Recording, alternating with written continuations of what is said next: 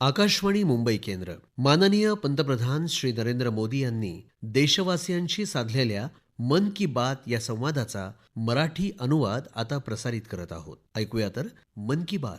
माझ्या प्रिय देशवासियांनो, नमस्कार. मन की बात मध्ये पुन्हा एकदा तुमच्याशी संवाद साधताना मला अतिशय आनंद होत आहे. देशाच्या वेगवेगळ्या भागात आपल्या देशातले लोक देशहितासाठी, समाजहितासाठी अशा काही अद्भुत गोष्टी करत आहेत की जेव्हा त्यांच्याबद्दल आपण ऐकतो तेव्हा आपल्याला एक नवीन प्रेरणा मिळते. आज कार्यक्रमाची सुरुवात मी ॲथलेटिक्समधील देशाच्या अशाच एका कामगिरीने करणार आहे. काही दिवसांपूर्वीच झारखंडच्या रांची इथे नॅशनल सिनियर ॲथलेटिक्स फेडरेशन स्पर्धा झाली. यामध्ये देशभरातून आलेल्या जवळजवळ 800 खेळाडूंनी भाग घेतला होता. या दरम्यान 4 वेगवेगळ्या क्रीडा प्रकारांमध्ये 4 राष्ट्रीय विक्रम मोडीत निघाले. गुरिंदर वीर सिंह, विशाल टिके, तेजस्विन शंकर, देव मीणा आणि कुलदीप कुमार या खेळाडूंनी वेगवेगळ्या श्रेणींमध्ये नवीन विक्रम प्रस्थापित केले. मी सर्वात आधी या सर्वांचं अभिनंदन करतो. मित्रांनो, देशभरात ज्या एका स्पर्धेची खूपच चर्चा होत आहे ती म्हणजे 100 मीटर रेस, 100 मीटर धावण्याची शर्यत. अवघ्या 2 दिवसात पुरुषांच्या 100 मीटर धावण्याच्या शर्यतीचा राष्ट्रीय विक्रम 3 वेळा मोडीत निघाला. ज्या 2 खेळाडूंनी ही किमया करून दाखवली आहे ते आहेत गुरिंदर वीर सिंह आणि अनिमेश कुजूर. मी असा विचार केला की यावेळी मन की बात मध्ये या दोन्ही खेळाडूंशी संवाद साधावा. अनिमेशजी नमस्कार. गुरिंदर वीर तुम्हालाही नमस्कार. सत श्री अकाल. नमस्कार सर. नमस्कार सर. वा भाऊ, तुम्ही तर खूप मोठं यश संपादन केलं आहे. तुमच्या जोडीनेही मोठी कमाल केली आहे. आपण संगीतात तर जुगलबंदी पाहिली होती, पण आव्हानांमध्ये अशी जुगलबंदी आता पाहायला मिळत आहे की एकानं आव्हान द्यावं आणि दुसऱ्यानं ते आव्हान स्वीकारावं, मग तिसऱ्यांदा पुन्हा तसंच करावं. तुमचा हा विषय खूपच रंजक राहिला आहे. मन की बातच्या श्रोत्यांना तुमच्याबद्दल माहिती मिळावी, तुम्ही जे पराक्रम गाजवले आहेत ते त्यांना समजावेत अशी माझी इच्छा आहे. नमस्कार सर. माझं नाव अनिमेश कुजूर. मी 200 मीटर आणि 400 मीटरचा नॅशनल रेकॉर्ड होल्डर आहे आणि मी छत्तीसगडचा रहिवासी आहे सर. आणि मी सध्या ओडिशाकडून खेळतो. मी गेल्या वर्षी आशियाई पदक आणि जागतिक विद्यापीठ स्पर्धांमध्ये पदक मिळवलं आहे आणि 2021मध्ये माझं शालेय शिक्षण पूर्ण झाल्यावर मी ॲथलेटिक्सला सुरुवात केली. मी सैनिक स्कूल अंबिकापूरमधून उत्तीर्ण झालो आहे आणि मी आधी फुटबॉल खेळायचो. कोविडच्या काळात माझे आईवडील मला थोडीफार मोकळीक द्यायचे की तू बाहेर जाऊन धाव किंवा खेळ. मग जेव्हा कोविड संपू लागला तेव्हा माझ्या फुटबॉल संघातल्या मित्रांनी मला सांगितलं की राज्यस्तरीय स्पर्धा होणार आहे, तू जाऊन ये, त्यात भाग घे. मी त्यात भाग घेतला आणि मला हे माहीत नव्हतं की तिथे राष्ट्रीय स्तराच्या खेळाडूंची निवड होणार आहे. मी तिथून नॅशनलसाठी निवडला गेलो आणि आज मी आंतरराष्ट्रीय स्तरावर भारताचं प्रतिनिधित्व करत आहे. आणि गुरिंदर वीरजी, तुम्ही काय सांगाल? नमस्ते सर. माझं नाव गुरिंदर वीर आहे आणि मी भारतीय नौदलात पेटी ऑफिसर आहे. मी भारताचा सर्वात वेगवान धावपटू आहे आणि नुकताच मी 100 मीटरमध्ये 10.09 सेकंदाचा राष्ट्रीय विक्रम केला आहे. 10.1 सेकंदाच्या टप्प्याच्या खाली येत या वेळेपेक्षा कमी वेळेत धावणारा मी पहिला भारतीय आहे. ट्रॅकवर आणि गणवेशातही आपल्या देशाची सेवा करण्याचा मी प्रयत्न करत आहे. माझे वडील आणि आजोबा दोघंही खेळाडू होते, त्यामुळे आपल्या भारताची एक संस्कृती आहे की ज्यावेळी दिवाळी किंवा नवीन वर्षासारखा कोणताही सण असतो तेव्हा आपण आपलं घर स्वच्छ करतो. त्यावेळी मी माझ्या वडिलांच्या ट्रॉफी आणि पदकं स्वच्छ करायचो. हे काम मला खूप आवडायचं आणि मला खूप आनंद व्हायचा. मग जेव्हा मी एखादी ट्रॉफी स्वच्छ करायचो तेव्हा मी विचारायचो की ही ट्रॉफी कुठे जिंकली, हे पदक कुठे जिंकलं, हा फोटो कधीचा आहे. मग ते मला त्यांची गोष्ट सांगायचे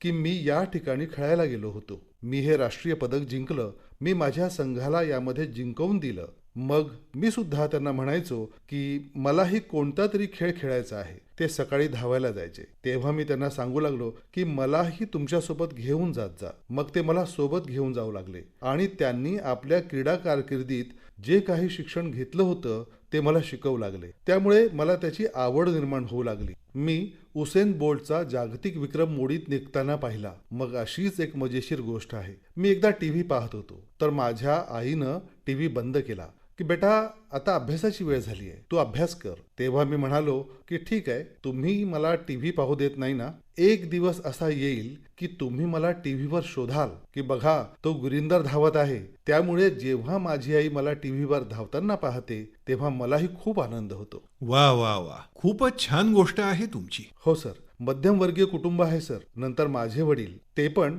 व्हॉलीबॉल खेळायचे. कौटुंबिक अडचणींमुळे त्यांनी आपलं खेळणं सोडून दिलं. त्यांचं जे स्वप्न पूर्ण करायचं राहिलं होतं ते स्वप्न त्यांनी माझ्यात पाहिलं की माझा मुलगा ते स्वप्न पूर्ण करेल. मग मी त्यांच्याशी बोलायचो तेव्हा ऐकायचो की मिल्खा सिंग इतकी मेहनत करायचे. मी त्यांना सांगायचो की मी पण एक दिवस तुमचं स्वप्न पूर्ण करेन. तेव्हा ते म्हणायचे की स्वप्न इतक्या सहज पूर्ण होत नाही, त्यासाठी खूप कठोर परिश्रम करावे लागतात, मेहनत करावी लागते. मिल्खा सिंगजी रक्ताच्या उलट्या करायचे, उन्हात धावायचे, दिवसभर प्रशिक्षण घ्यायचे. तर त्या गोष्टी मला प्रेरित करायच्या. माझे वडील मला प्रेरित करायचे की मी धावेन तर आपल्या देशासाठी मेडल आणेन, जिंकेन. आणि हे पण होतं की जेव्हा मी 100 मीटर हा क्रीडा प्रकार निवडला त्यावेळी सगळे मला सांगायचे की बाबा रे, 100 मीटर नको घेऊ. 100 मीटर हा भारतीयांचा क्रीडा प्रकार नाही. भारतीयांचं शरीर 100 मीटरसाठी बनलेलंच नाही. तेव्हा मी आणि माझे वडील नेहमी सांगायचो की गुरिंदर, आता आपण हे निवडलंच आहे तर आपण यातून मागे हटायचं नाही. जे आपल्याला म्हणतात की आपण हे करू शकत नाही, आपण त्यांना ते करून दाखवू आणि तू करून दाखवशील. माझा तुझ्यावर विश्वास आहे. तर तो विश्वास जेव्हा माझ्या वडिलांनी माझ्यावर दाखवला तेव्हा मी त्या विश्वासाला आपली हिंमत बनवून पुढे गेलो आणि आज प्रत्येक भारतीय म्हणतो की भारतीयांनी स्प्रिंट करावी. बघा, तुम्ही दोघांनी खूप मोठी कमाल केली आहे आणि अवघ्या 2 दिवसांच्या आत तुम्ही दोघांनी 3 राष्ट्रीय विक्रम मोडले आहेत. 100 मीटर शर्यतीत धावणे. जसं गुरिंदर वीरने सांगितलं की लोक म्हणतात की भारताच्या लोकांचं शरीर तर या प्रकारासाठी बनलेलंच नाही. इतकं कठीण असूनही तुम्ही हे काम केलं. तर मला या दोन्ही गोष्टी तुमच्याकडून जाणून घ्यायला आवडतील आणि मन की बातच्या श्रोत्यांनाही ऐकायची इच्छा असेल की ती कोणती भावना होती, कोणती जिद्द होती, काय विचार केला होता आणि तुम्ही हे कसं करत होता.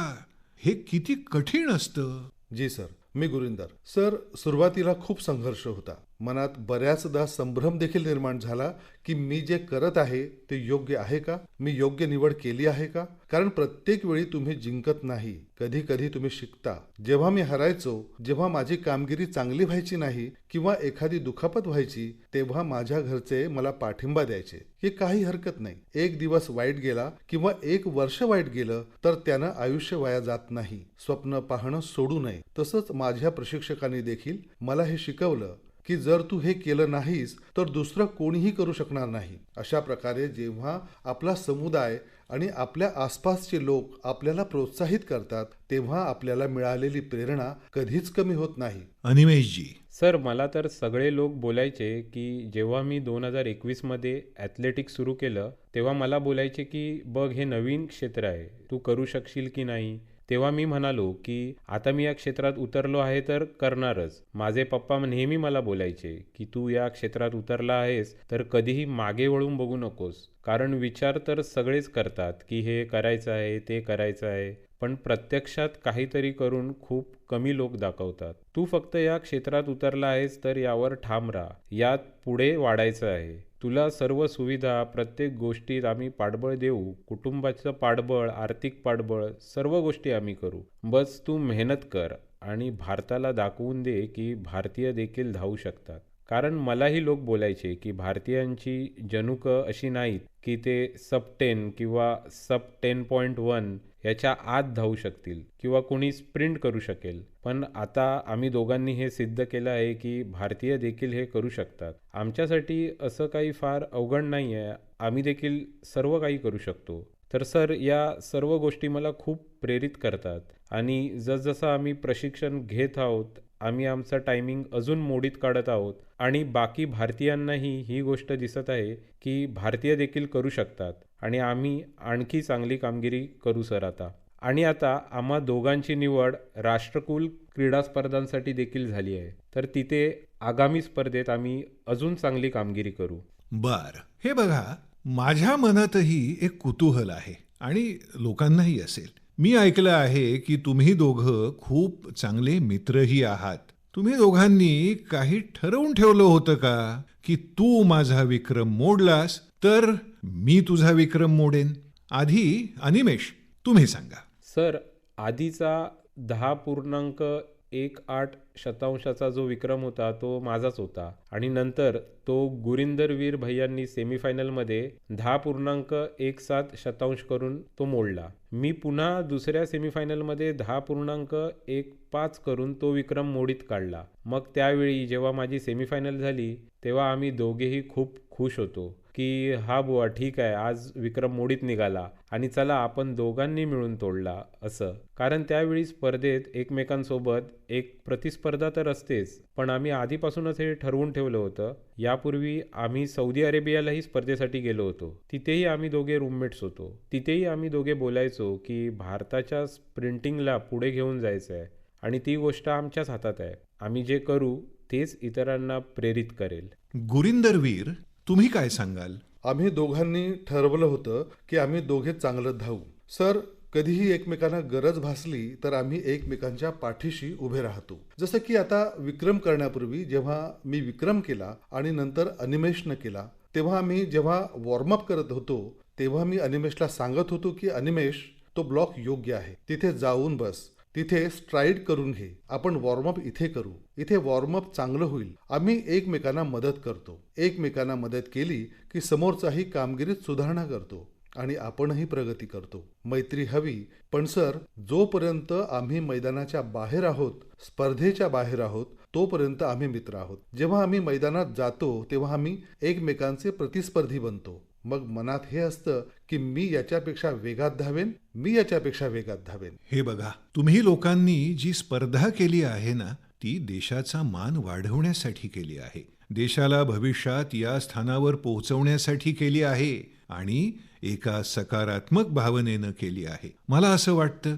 की तुमची ही जी खिलाडू वृत्ती आहे, खेळायचंही आहे, एकमेकांना आव्हानही द्यायचं आहे, मग पुढे जाण्यासाठी प्रयत्न करायचा आहे आणि पुन्हा पुढे जाण्यासाठी एकमेकांना मदत करायची आहे. हे अद्भुत काम तुम्ही लोकांनी केलं आहे. माझ्याकडून तुम्हा दोघांचं अभिनंदन आणि शुभेच्छा. तुम्ही देशाचं नाव नक्कीच उज्ज्वल कराल याचा मला पूर्ण विश्वास आहे. तुम्ही अशीच मेहनत करत राहा. खूप प्रगती होईल. माझ्या शुभेच्छा. आभारी आहे सर. धन्यवाद. प्रिय देशवासियांनो, सध्या देशातल्या बहुतांश भागात उष्णता वाढली आहे. कडक ऊन, गरम हवा अशा वातावरणात स्वतःची काळजी घेणं महत्वाचं आहे. सतत पाणी पित राहा. उन्हात बाहेर पडणं गरजेचंच असेल तर काळजी घेऊन बाहेर पडा. या संदर्भात सरकारच्या विविध विभागांनी जारी केलेल्या मार्गदर्शक सूचनांचं पालन करा. ते विसरू नका. मित्रांनो, आपल्या देशात उष्णतेशी लढण्याचा उपाय बहुतेक वेळा आपल्या स्वयंपाकघरातही सापडतो. जसजशी उष्णता वाढत जाते तसतशी स्वयंपाकघरातील चव आणि जेवणाचे प्रकारही बदलत जातात. काही ठिकाणी माठातलं पाणी पिण्याचं प्रमाण वाढतं, तर काही ठिकाणी जेवणाकडे कल वाढतो. काही ठिकाणी कच्च्या कैऱ्या उकळल्या जातात आणि देशी पेय तयार केली जातात. देशी पेय सर्वांनाच परिचित आहेत. जर तुम्ही उत्तर भारतात गेलात तर कच्च्या कैऱ्यांपासून तयार केलेल्या पन्ह्याचा स्वाद चाखता येईल. उष्णतेपासून आराम आणि कच्च्या कैऱ्यांचा स्वादही. पंजाब हरियाणामध्ये गेलात तर मोठ्या ग्लासातून दिली जाणारी मधुर लस्सी आणि गुजरात राजस्थानमध्ये गेलात तर थंडगार ताक प्रत्येक जेवणासोबत असतं.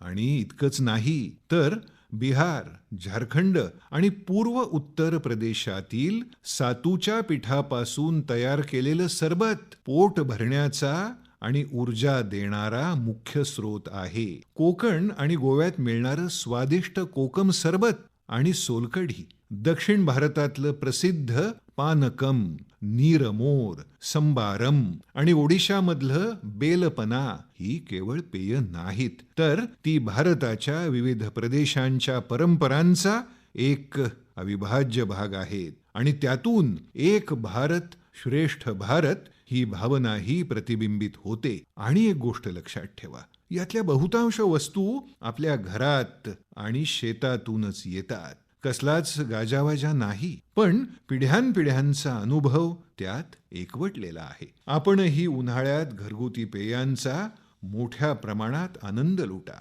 मित्रांनो, उन्हाळा सुरू झाला की प्रत्येक घरात चर्चेचा एक नवीन विषय सुरू होतो आणि तो म्हणजे आंबा. आंबा हा एक सर्वसामान्य चर्चेचा विषय आहे. भारतात असं क्वचितच एखादं घर असेल जिथे उन्हाळ्यात आंब्यावर चर्चा होत नाही. प्रत्येक प्रदेशाचा स्वतःचा आंबा, त्याची स्वतःची चव, त्याचा स्वतःचा सुगंध असतो. महाराष्ट्रातल्या कोकणाचा हापूस म्हणजे अल्फान्सो, गुजरातचा केसर जो आंब्याच्या रसाचा आत्मा आहे, उत्तर प्रदेशचा दशहरी आणि माझ्या काशीचा लंगडा.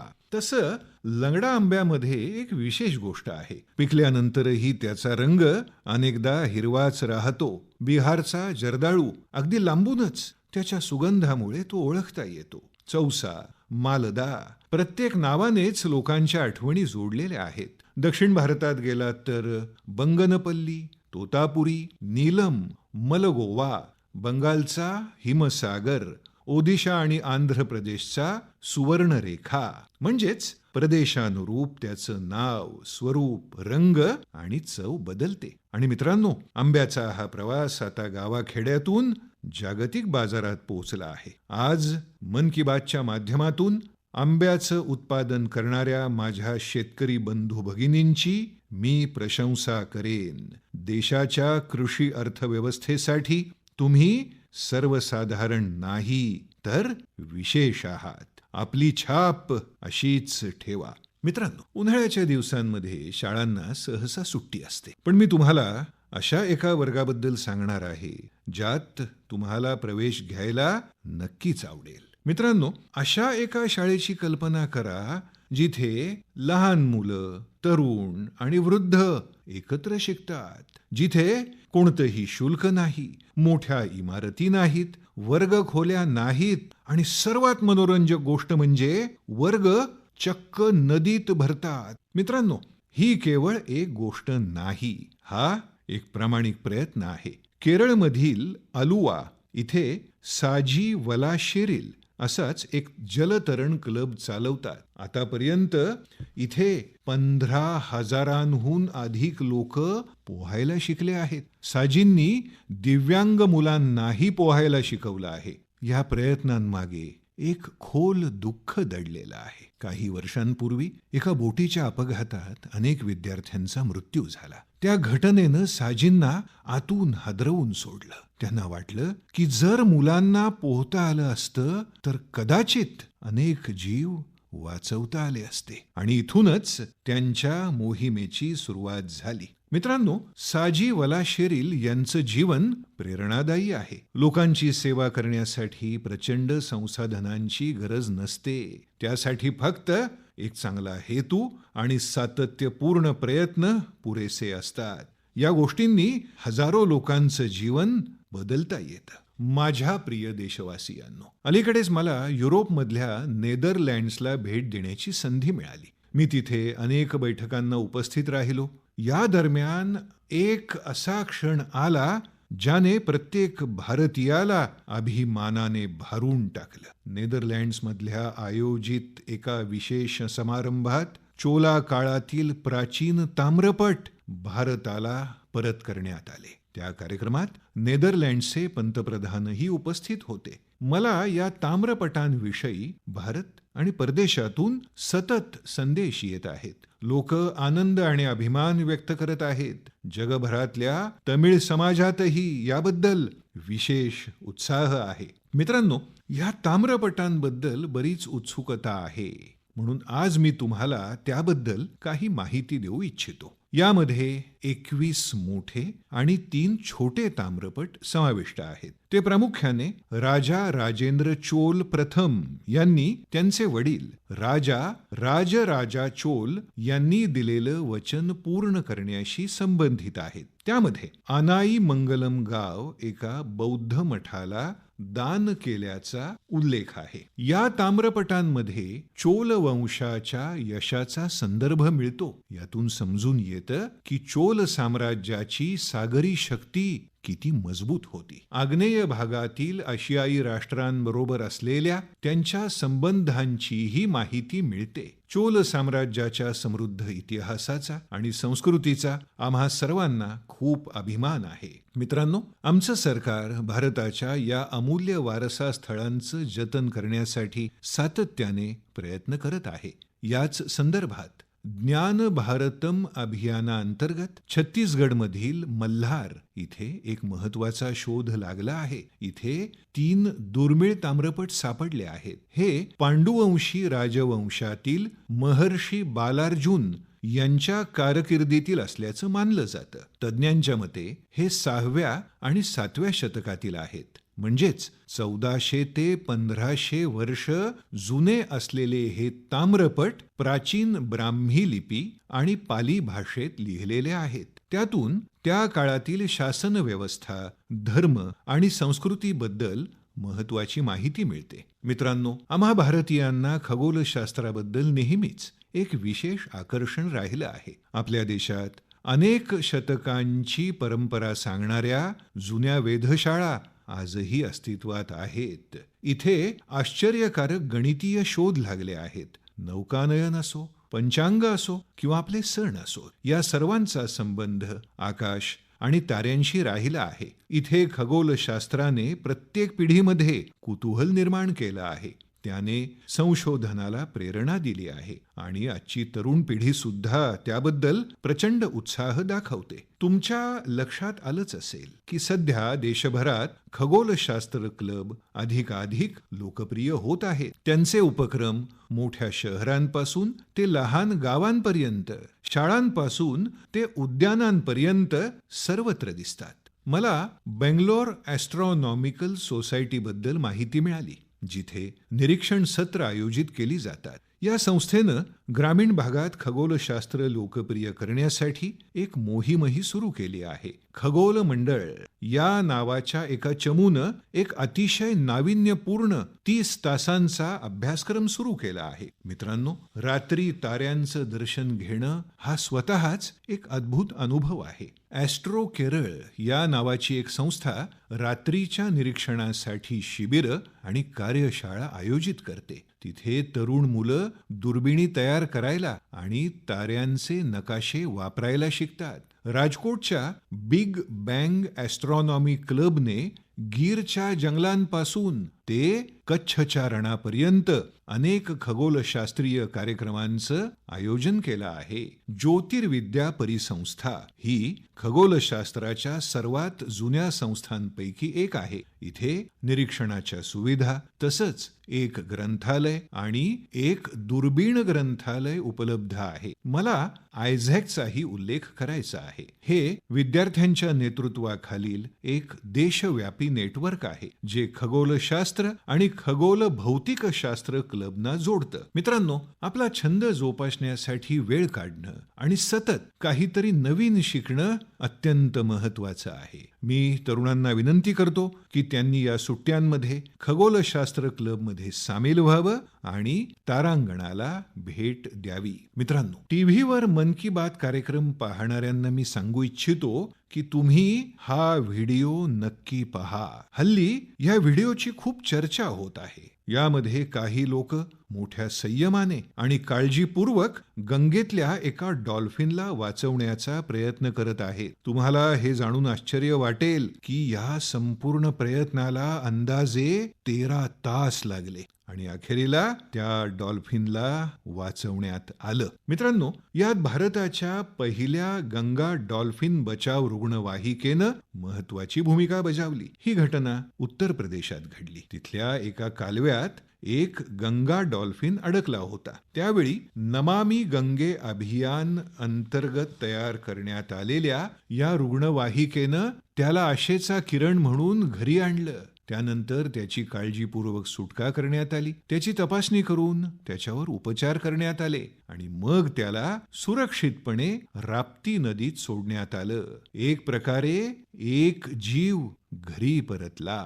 मित्रांनो, ही डॉल्फिन बचाव रुग्णवाहिका खूप विशेष आहे. तिची रचना एका फिरत्या रुग्णालयाप्रमाणे करण्यात आली आहे. यामध्ये डॉल्फिनना सुरक्षित ठेवण्याची व्यवस्था आहे. यामध्ये ऑक्सिजनची सोय, विशेष स्ट्रेचर्स आणि बचाव साहित्य आहे. याचा अर्थ असा की जर एखादा डॉल्फिन जखमी झाला, कालव्यात अडकला किंवा नदीपासून दुरावला तर त्याला तत्काळ मदत केली जाऊ शकते. मित्रांनो, जेव्हा आपण गंगा डॉल्फिनला वाचवतो तेव्हा आपण केवळ एक प्रजातीच वाचवत नाही, तर आपण गंगेची जैवविविधता वाचवतो. आपण नदीची संपूर्ण जीवन प्रणाली वाचवतो आणि त्याचबरोबर आपल्या भावी पिढ्यांसाठी निसर्गाचा एक अमूल्य वारसाही वाचवतो. माझ्या प्रिय देशवासियांनो, तुमच्यापैकी अनेकांच्या आठवणी नदी, तलाव किंवा विहिरीच्या पाण्याशी निगडीत असतील. काहींना तलावात पोहल्याचं आठवत असेल, तर काहींना तलावाच्या काठावर मित्रांसोबत खेळल्याचं आठवत असेल, तर काहींना त्या मातीचा सुगंध आठवत असेल. अशा बालपणीच्या आठवणी आयुष्यभर मनात राहतात. मित्रांनो, उत्तर प्रदेशातील बस्ती जिल्ह्यातून अशा आठवणी जपण्याची एक कहाणी समोर आली आहे. बस्ती इथल्या आकाश गुप्ता यांना आपल्या गावातील मनोरमा नदी पाहून खूप वाईट वाटायचं. कारण जी नदी त्यांनी लहानपणी स्वच्छ आणि जिवंत पाहिली होती, त्याच नदीत काळाच्या ओघात प्लास्टिक जमा होऊ लागलं होतं. घाण वाढत होती. श्री आकाश यांनी ठरवलं की ते तक्रार करणार नाहीत, तर एक नवी सुरुवात करतील. तक्रार नाही, सुरुवात, हाच त्यांचा मूलमंत्र झाला. त्यांनी आपल्या मित्रांना एकत्र केलं. त्यांच्याकडे फक्त एक जाळी, एक फावडं, एक टोपली आणि सर्वात मोठी शक्ती होती काहीतरी बदल घडवण्याचा दृढनिश्चय. हे तरुण नदीत उतरून जलपर्णी, प्लास्टिक आणि कचरा बाहेर काढत असत. कधी कधी एका दिवसात नदीतून 50 ते 60 किलो कचरा काढला जात असे. हळूहळू मनोरमा नदीचा तो भाग पुन्हा स्वच्छ दिसू लागला. या कामानं आजूबाजूच्या लोकांचंही लक्ष वेधून घेतलं. लोकांमध्ये स्वच्छतेबद्दलची जागरूकता वाढली. मित्रांनो, अशीच एक प्रेरणादायी कहाणी गोव्यातून समोर आली आहे. गोव्याचे बाळकृष्ण अय्याजी हे एक सेवानिवृत्त शिक्षक आहेत, पण समाजसेवेबद्दलचा त्यांचा उत्साह आजही तसाच आहे. मड्डी तोलाप भागातील पाण्याच्या समस्येमुळे ते खूप व्यथित झाले होते. त्यांनीही यावर तोडगा काढण्यासाठी काम सुरू केलं. पाईपलाईन टाकण्यात बाळकृष्णजींनी महत्वाची भूमिका बजावली. यामुळे अनेक घरांना पाणी मिळालं. पाण्यासाठी रोज संघर्ष करणाऱ्या कुटुंबांसाठी हा एक मोठा दिलासा होता. मित्रांनो, गेल्या महिन्यात मला एक अद्भुत अनुभव आला. त्याचा संबंध मन की बात बरोबर सुद्धा आहे. म्हणूनच आज मी तुमच्याशी त्याबद्दल बोलणार आहे. मी तमिळनाडूतल्या नागरकोविलमध्ये एका शिक्षिकेला भेटलो. मी त्यांना जवळपास 3 दशकांपूर्वी भेटलो होतो. मी गिरिजा अम्मा यांच्याबद्दल बोलत आहे. या भेटीदरम्यान त्यांच्यासोबत काही तरुण विद्यार्थी सुद्धा होते. मित्रांनो, गिरिजा अम्मा सुमारे 15 शाळा चालवतात. यापैकी चेन्नईमधलं जय गोपाल गरोडिया हिंदू विद्यालय विशेष उल्लेखनीय आहे. त्यांची देशभक्तीची भावना प्रत्येक भारतीयाला प्रेरणा देते. मन की बात पासून प्रेरित होऊन त्यांनी देशाच्या अनेक सैनिकांसाठी योगदान देण्याची प्रतिज्ञा केली. यासाठी त्यांनी आपल्या सर्व शाळांमधील विद्यार्थ्यांना प्रेरित केलं. त्यांनी मुलांना शूर सैनिकांसाठी दररोज 1 रुपया योगदान द्यायला सांगितलं. याचा अर्थ असा की एका वर्षात प्रत्येक विद्यार्थ्याकडून 365 रुपये जमा झाले. या छोट्या योगदानांमधून अंदाजे 40 लाख रुपये जमा झाले. गिरिजा अम्मा यांनी मला संपूर्ण रकमेचा चेक सुपूर्द केला.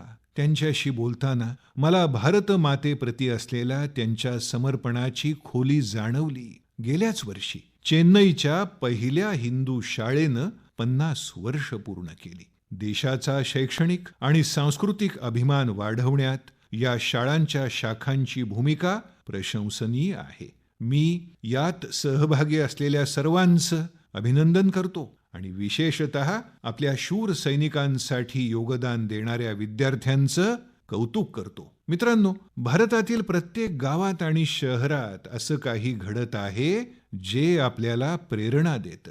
अनेकदा या प्रयत्नांची फारशी चर्चा होत नाही, पण जेव्हा आपल्याला त्याची जाणीव होते तेव्हा आपला हा विश्वास अधिक दृढ होतो की देश आपल्या लोकांच्या सामर्थ्यानं पुढे जात आहे. मी तुम्हाला आवाहन करतो की तुम्ही तुमच्या आजूबाजूला असे प्रयत्न नक्की शोधा. जे समाजासाठी चांगलं काम करत आहेत त्यांना ओळखा, त्यांचं कौतुक करा, त्यांच्याकडून शिका आणि शक्य असल्यास तुम्हीही काही चांगल्या कामात सहभागी व्हा. पुढच्या महिन्यात मन की बात मध्ये मी आणखी काही प्रेरणादायी कथा घेऊन पुन्हा तुमच्या भेटीला येईन. धन्यवाद. नमस्कार. माननीय पंतप्रधान श्री नरेंद्र मोदी यांनी मन की बात या देशवासियांशी साधलेल्या संवादाचा मराठी अनुवाद आताच आपण ऐकलात. ही आकाशवाणी मुंबई केंद्राची निर्मिती होती.